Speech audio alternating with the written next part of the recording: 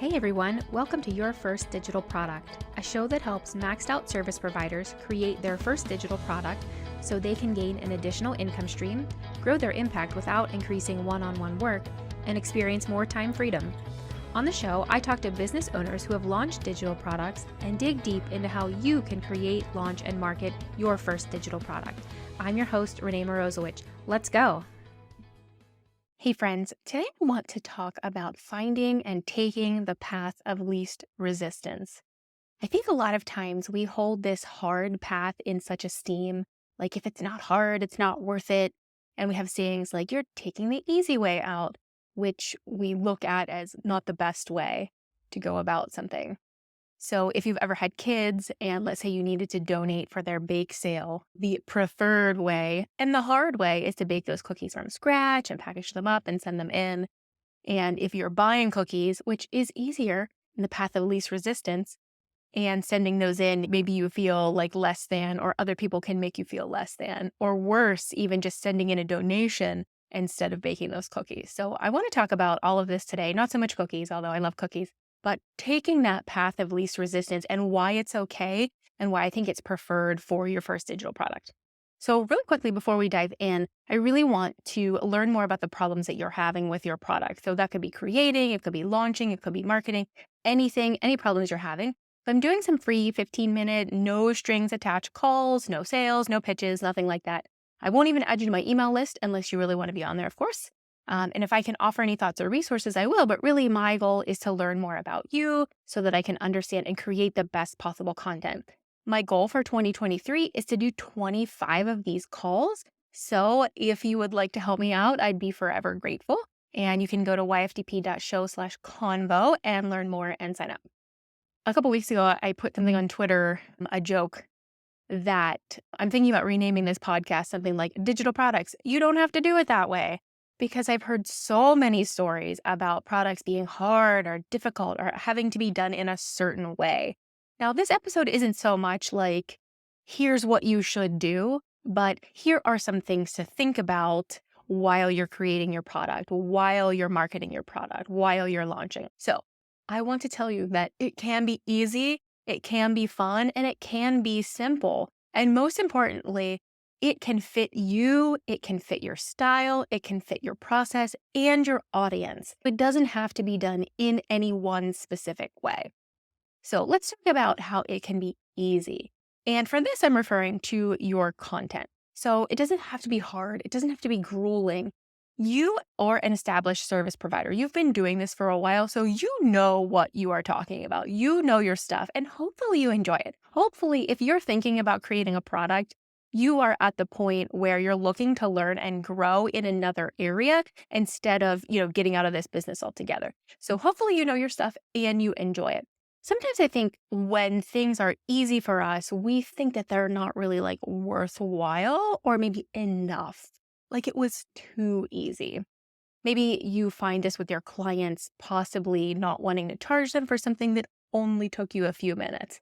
But you really have to remember that it only took you a few minutes now because you have so much experience. You have so much knowledge. So taking that knowledge and getting it out, it should be easy for you to talk about this topic for any length of time, whatever your specialty is. And then let's talk about it being fun. It should be fun to create this product. So the knowledge you already have, it should be easy to get that out. And think about like what is fun for you. So maybe that's making templates or spreadsheets or creating video or audio.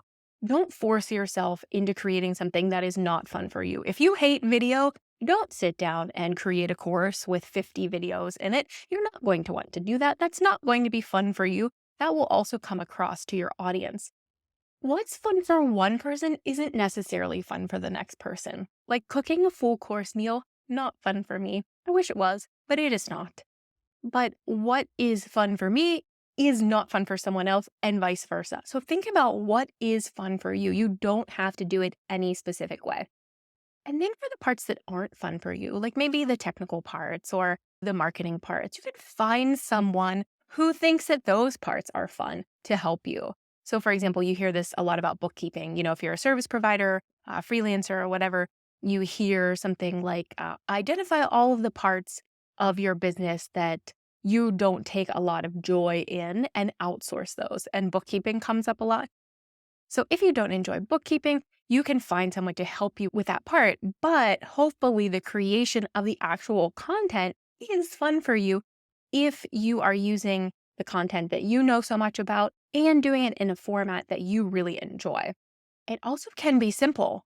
I know we like to overcomplicate things. You can use content you've already created. You can use software that you already have. And yes, there are pieces that you might not be familiar with, but just start with what you know. Start with things that you already have and expand from there. You can expand later.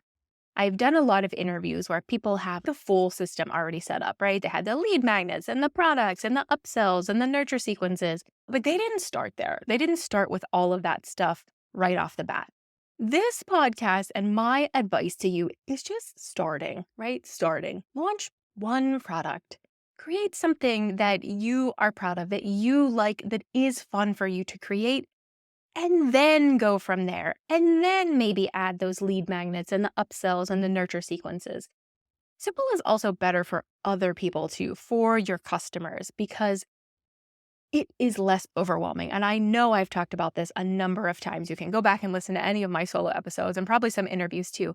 It may seem like giving more is best. Like, oh, here, I can give them this and this and this and this. But really, simple is better. Simple is better. I know I go back to the kid analogy a lot, but I think a lot of us can identify with it.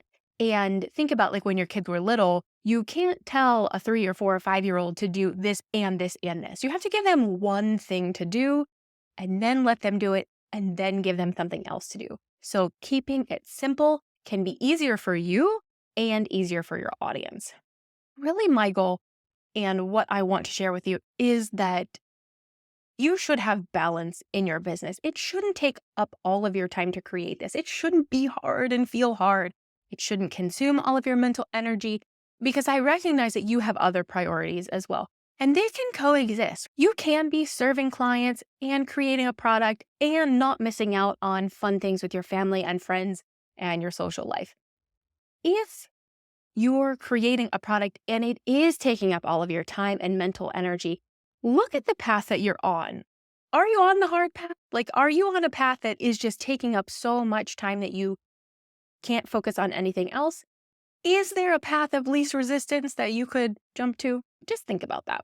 Now, this podcast and my brand is about the scenic route. So I'm a proponent of the scenic route, but I want to just clarify, in my metaphors here, that the path of least resistance and the scenic route are not in opposition of each other. So I mean the scenic route to be one that isn't rushed or hurried or crazy fast to the exclusion of everything else.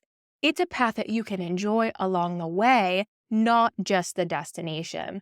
And I do think that the path of least resistance could very well be the scenic route. It could be a nice path alongside the river, a nice rails to trails or something like that, if you will. One that is not super hard and is enjoyable and gets you to somewhere that you want to go. So, are you on the hard path instead of the path of least resistance? What would it feel like for you to change paths? What would the path of least resistance look like for you? What does that path look like? Send me a voice message at yfdp.show/share. I'd love to hear from you. Hey, thanks for listening.